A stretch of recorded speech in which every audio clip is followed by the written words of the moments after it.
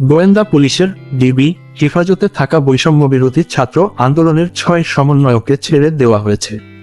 আজ বৃহস্পতিবার বেলা ১:৩০টার একটু পরেই তারা ডিবি কার্যালয় থেকে কালো রঙের একটি গাড়িতে বেরিয়ে আসেন। ডিবির রমনা বিভাগের অতিরিক্ত কমিশনার এডিসি আজহার মুকুল ৬ সমন্বয়ককে ছেড়ে দেওয়ার বিষয়টি জানিয়েছেন। আজ সকালে ৬ সমন্বয়কের পরিবার ডিবি কার্যালয়ের ভেতরে গিয়েছিলেন। কোটা সংস্কার আন্দোলনের সমন্বয়ক নাহিদ ইসলামের চাচা জাহিদুল ইসলাম ১:৩০টার পরে প্রথম আলোকে বলেন, ডিবির গাড়িতে করে তারা বাসায় যাচ্ছেন।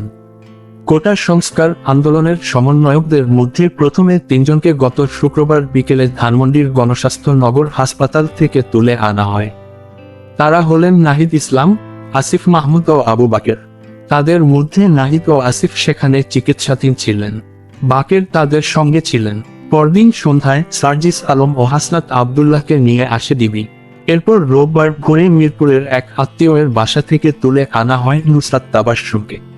এরপর থেকে তারা মিন্টো রোডের ডিবি কার্যালয়ে আছেন। ডিবির দাবি, তারা নিরাপত্তাহীনতায় ভুগছিলেন, তাই তাদের নিরাপত্তা হেফাজতে রাখা হয়েছে। গত ১৯শে জুলাই মধ্যরাতে খিলগাঁওয়ের নন্দীপাড়ায় এক বন্ধুর বাসা থেকে নাহিদকে তুলে নেওয়া হয়েছিল। একদিন পর পূর্বাচল এলাকায় তাকে ফেলে যাওয়া হয়। নাহিদের শরীরের বিভিন্ন স্থানে ছিল আঘাতের চিহ্ন। এরপর থেকে তিনি হাসপাতালের চিকিৎসাধীন ছিলেন। অপর ২ সমন্বয়ক আসিফ ও বাকেরকেও একই দিন তুলে নেওয়া হয়েছিল। ৫ দিন পর তাদের দুজনকে চোখ বাঁধা অবস্থায় যেখান থেকে তুলে নেওয়া হয়েছিল সেখানে ফেলে যাওয়া হয়। এরপর থেকে আসিফও গণস্বাস্থ্য হাসপাতালের চিকিৎসাধীন ছিলেন। তার সঙ্গে ছিলেন বাকেরও।